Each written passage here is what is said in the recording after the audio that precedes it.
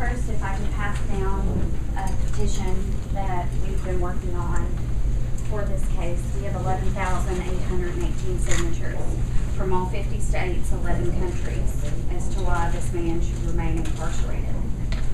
I'd also like to pass down this photo.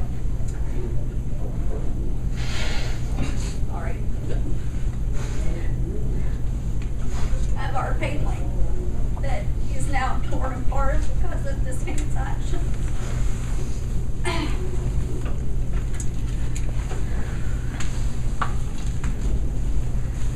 There's also a photo that's going to come down that will depict the violence of the case. I would appreciate it if the media would not record that photo. I would not like it on the news, and I would really appreciate your discretion in that. And if you all could be discreet in viewing that as well. Thank you. Ladies and gentlemen of the parole board, thank you for allowing us to be here today. As you know, my husband Brian was murdered on April the 29th, 2010. But I don't want to talk to you about murder today. I want to talk to you about the robbery that occurred that night at the hands of Mr. Doneghy. Our family has been robbed of a loving husband, a father, a brother, and a son. Since that date, Braden and I have been robbed of Brian's warm embraces, his many I love yous, his laughter and smiles, his silly Spanish phrases, our good dreams, our happiness, future celebrations, and holidays, just to name a few. We're only left with pictures, a few videos, and clothing to remember him by. This is the cold reality of our lives now. There's no moving on, and no getting past it. There's a void that will never be filled, and that horrific night is never far from our minds. Not a single day goes by that Mr. Doneghy's poor choices don't affect my life and the life of our young son, Braden. Now, I realize that you have a task before you, and you have reviewed the case file, but I would like to talk to you about some things that cannot be found in your file. Like how Braden and I spoke to Brian 15 minutes before he was murdered. We talked about how our day had gone. Braden told his daddy that he had been a good boy that day. He said, "I love you," one last time. Or how Braden fell asleep right after that phone call, and when he woke up the next morning, his daddy was gone. It's hard to explain to a 4-year-old that daddy will never come home. He will never be able to play with you, hug you, or kiss you goodnight again. Or that Braden wanted to hug his daddy the morning of the visitation, but I had to explain that daddy was not going to hug him back.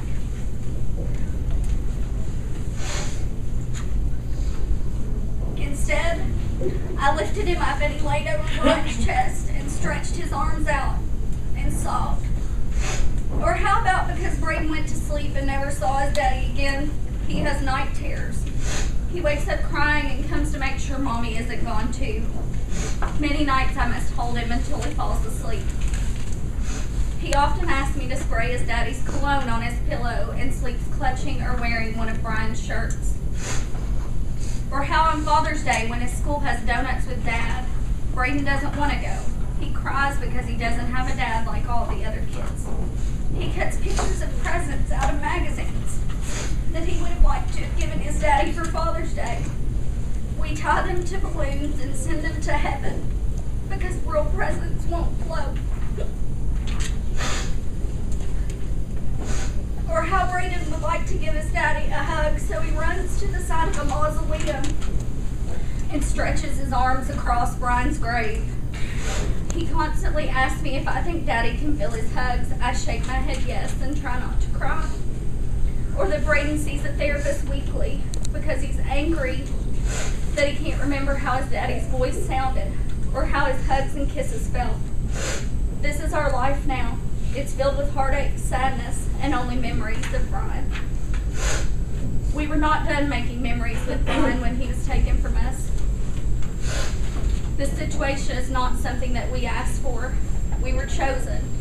We were chosen the night that Mr. Doneghy made the decision to drag Brian under his vehicle and down North Limestone. Mr. Doneghy finally made good on his promise to law enforcement officers that he was going to kill one someday. He did not stay to render aid to my husband. He left him alone and bleeding out on the street. Brian's murder was so graphic that I cannot get those haunting images out of my head. But those aren't memories Mr. Doneghy has to live with because he left the scene. Now, every other year, I will be here before you begging you to keep him in prison. We will receive a letter every 2 years notifying us that Mr. Doneghy is eligible for parole. Near Christmas time, this overshadows our holidays with sadness and makes us all painfully aware of what we've lost. This year, that letter arrived at her home on what would have been our 9-year wedding anniversary. I ask you, please don't set the precedent to release cop killers after only 4 years. These men and women you see here today, they kiss their wives, their husbands, and their children goodbye, not knowing if they get to go back home. They're hoping that every call isn't their last. Send a message that the state of Kentucky will not be lenient on those who kill men and women who protect us. Now, if I may, I would like to read a short letter written by our son Brayden, who's now 8 years old. The bad guy's been there for almost 4 years. Keep him in there for another 100 years. He's dumb and stupid, and I'm mad because he killed my dad. I'm 8 years old now since you killed my dad. You're mean. You shouldn't kill police officers because they protect people. When I'm an army man, I will protect you. If he kills another police officer, they will arrest him or tase him. Life has been bad for me because I miss my dad very much because you killed him. So now I'll turn the floor over to someone. And I always worry about saying things at the parole board because I get so angry listening to people beg you to do what a jury said. And that is, he was sentenced to 20 years, and then our criminal-friendly laws these days say, no, it really doesn't mean 20 years. First of all, leaving a man in the road dead is not perceived as a violent crime. The legislature is the one to blame there. Now, you say it. We know it. So they said 20%, 4 years for this non-violent crime of killing somebody.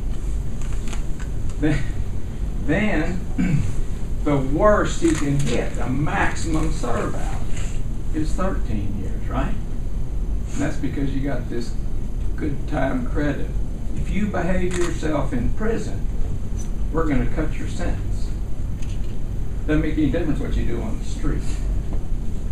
What's the message to these people? Come back and beg a parole board who's set up by law to do just exactly what you're doing. I've got no blame for the parole board because you're just doing what our criminal-friendly laws set up. But it's just disgusting and demeaning that Brandy and her family have to come over here and beg you all to punish a guy who killed somebody. Of course, your answer is going to be a message to them and to the public, is crime paid or not. That's where we are. I prosecuted this outlaw, and let me tell you something. He's a bad guy, and I'll be a target too when this scoundrel gets out. Make the right decision.